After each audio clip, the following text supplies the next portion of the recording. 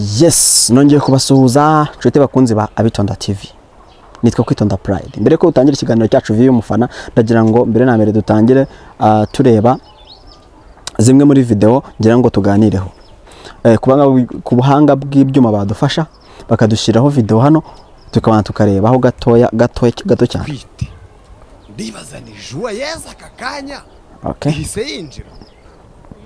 Indo. Byagenze bite Joyeuse? Waza wabonye ko twawe wabonye nwite? Cameraman mbaburu nzumingire kunda neza akureho kano kantu turebe niba twite cyada twite. Ngakureho ngajyana. Gire sankugashyira ku ruhande gatoya. Iyo wanahaguruka nta kibazo. Uzikirimo Joyeuse. Oya. Uretse gato. Cameraman uzikirimo. Icara Joyeuse icara. Wabunduye. Kunzi wanje. Ariko Kazungu yavuze ngo Juno aguteye inda. Ngo Juno aguteye inda. Abeshere Juno. Ntago ari Juno. Juno ararengana rwose. Ahubwo ndizera yuko wenda nimbyamukunda ashakana na Juno. Yo disa gufashe. Ambe hafi kabisa.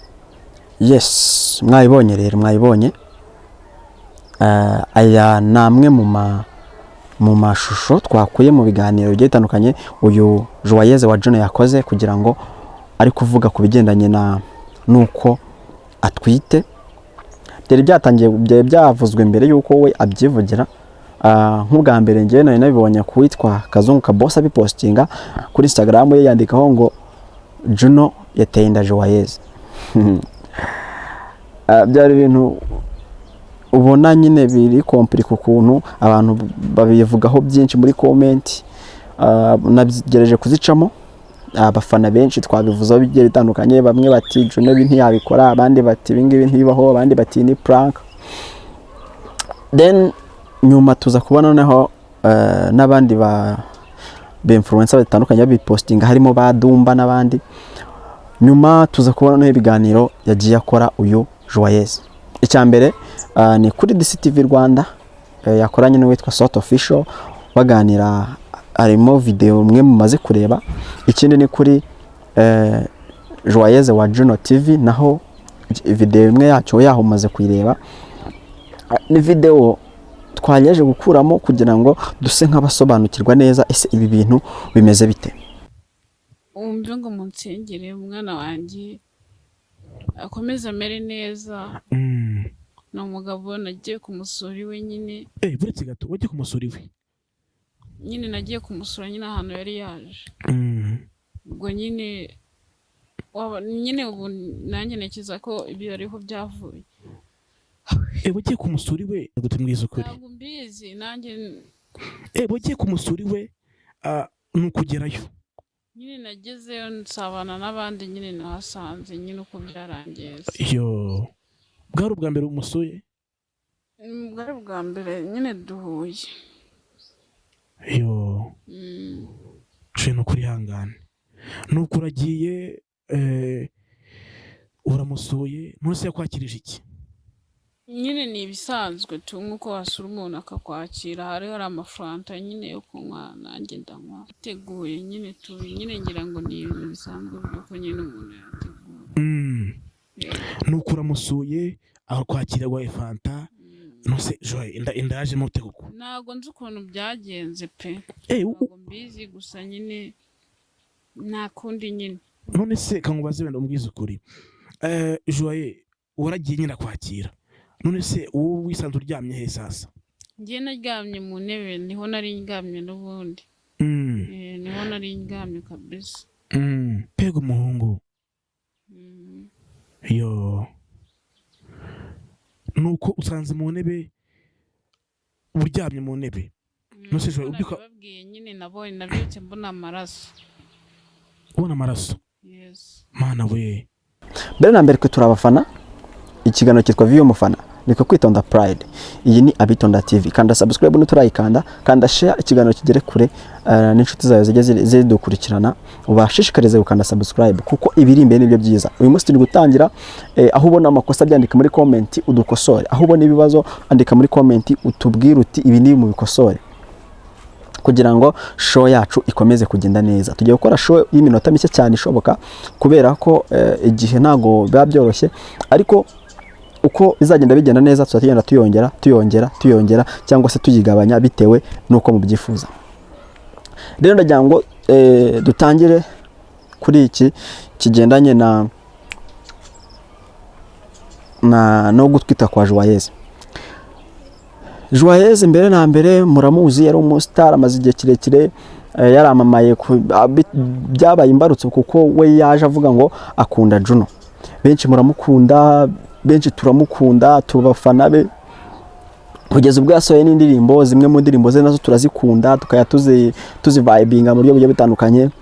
Then nyuma gato mu minsi yashize tweze kumubona none kuri live ya Dumba, kuhabwa ibyuma n'ibikunda bakadushyirije hano nyuma tube tukareba ari kuri iyo live, ari gutabaza avuga ati ibintu bimeze nabi, ubuzima bumeze nabi, sinshaka gusubira mu kazi ko mu rugo. Avuga ati gusubira mu kazi ko mu rugo ngewe yaruta nkipfira. Avuga ibintu bigiye bitandukanye bikomeye ku bigendanye n'ubuzima bwe yararimo icyo gihe. Ibyo birenga igihe cyabyo birarangira, abantu bagize icyo bakora nabo kandi Imana ijye bahereza umugisha. Ne gusubira mu buzima nahoze nari ndi bw'akazi ko mu rugo, gusa kakari mo buragoye pe. Bimenyesha ikibugoye gute? Nk'ukuntu nyine bari kunishyuza amafaranga y'inzu kandi nawe mfite. Ibyo byararangiye, noneho uyu munsi haje aya mavideo n'amafoto by'uko atwite. Mbere na mbere twabanje kubona ayo mafoto ku ba influencer bagiye batandukanye bipostinga, then nyuma tuza kubona nawe ubwe yabyivugiye ko atwite. Abafana benshi bamwe banze kubyemera, abandi bari kubyemera. Nkanjye nk'umufana ubahagarariye, reka nse nkunca muri comment zabo wumve icyo aba bafana bagiye bivugaho. Bagiye bivugaho byinshi bigiye bitandukanye, hari byinshi batagiye bahurizaho, hari n'ibyo bagiye bahurizaho. Nawe w'umufana ukurikiye kino kiganiro utekereze ku bintu ngiye kuvuga no ku bintu ngiye no kuri izi comment ngiye gusoma, noneho usesengura utubwire. Hano ntago turabasesenguzi, nta nubwo turi abanyamakuru, turi abafana.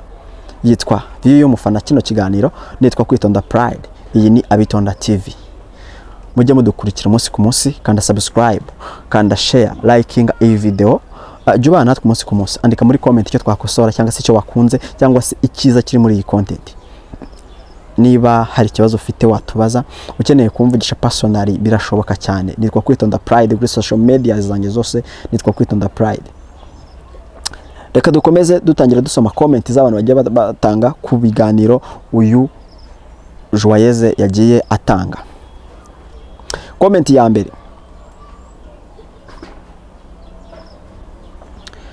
abantu batangiye kubyita prank bamwe na bamwe. Nk'uyu yanditse ati ejo bundi bamuterera ivi, sinabonye nanda yari afite. Uyu nguyu urumva we biragoye ko abyemera ko uyu mukobwa koko afite inda. Uyu yitwa Nadine Films yanditse ngo iyo ni prank sha witubeshya mudukurikirane. Yahise acishamo no kwamamaza. Uyu yitwa Nyirahagenimana yanditse ngo this umukobwa wacu ni umwana mwiza, kuba yaremeye kuzamubyara ntayikuremo ntacyo nabinganya. Urumva ko uyu deja yamaze kwemera ko Joyeuse atwite. N'uburyo abafana bagiye babyumva bitandukanye.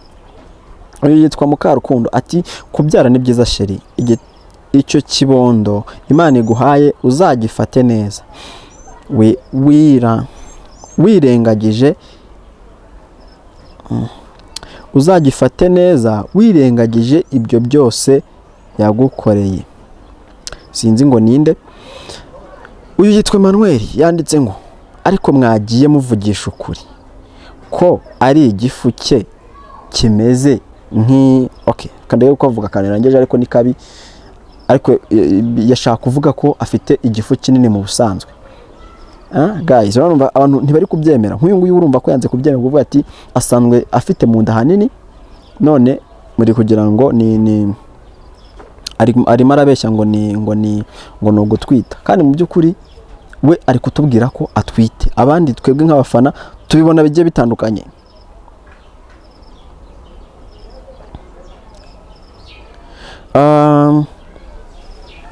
Uyu nguyu ati mukomeze mwamamaze kabisa. Ese ni ngombwa ko twese tumenya ko utwite? Yuwe sinzi, ariko abantu bavuga ngo ni pranka, mubikurahe umuntu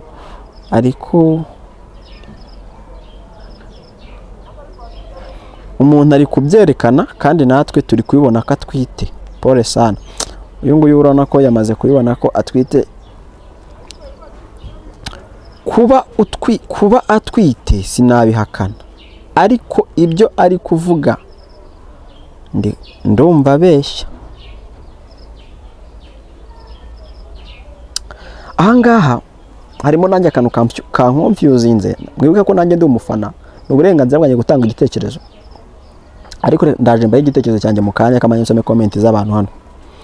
Ariko se abantu bavuga ngo okay, nasomye kuba twite yo disi bamuhaye okay, witwa Rutayisire yanditse ngo yo disi bamuhaye feneriga muri fanta arasinzira birangira bamujyanye mu gitanda bamutesha ubusugi.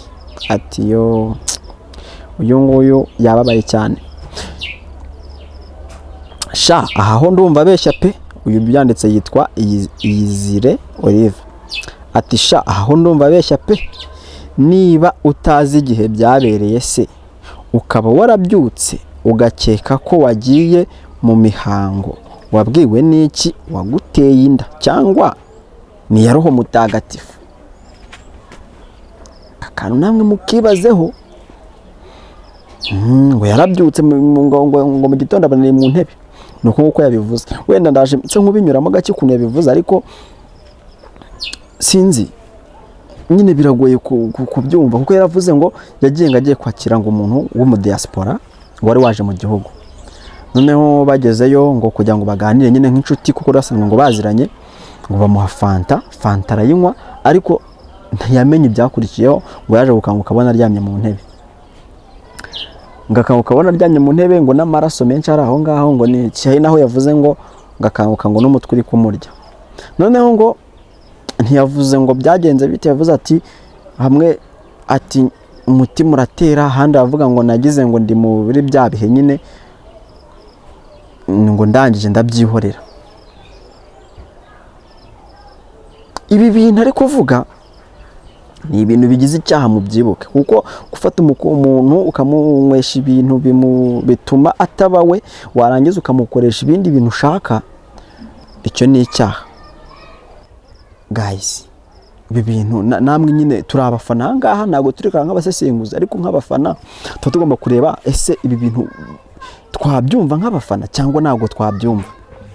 So ikintu rero mbangira ngo ahangaha kugira ngo duhuze ibitekerezo nk'abafana. Niba nawe uri umufana ufite undi muntu ufana, kanda subscribe, kanda like, sharing ino video igera ahantu kure hagiye hatandukanye. Rero mbangira ngo tuganire byinshi bigiye bitandukanye. Ndabona ibihe bitadukundiye ngo tuganire neza kuri iki ngiki. Ndagira ngo ejo dufate umwanya uhagije tuganire neza kuri ibintu bigiye bitandukanye. Hari byinshi twavugaho hano, byinshi cyane, byinshi nk'abafana tuba tugenda tubona kuri iyi mihanda, twakwihuganira, ariko ndabona umwanya utadukundiye. Reka mbasabe mukande subscribe, mbasabe mu sharing video igire kure, mbasabe mu supporting mu buryo bugiye butandukanye. Nitwa Kwitonda Pride, iyi na Bitonda TV, ikiganiro cyitwa View y'umufana. Mu keep subscribing, mukomeze mu kudusupporting mu buryo bugiye butandukanye.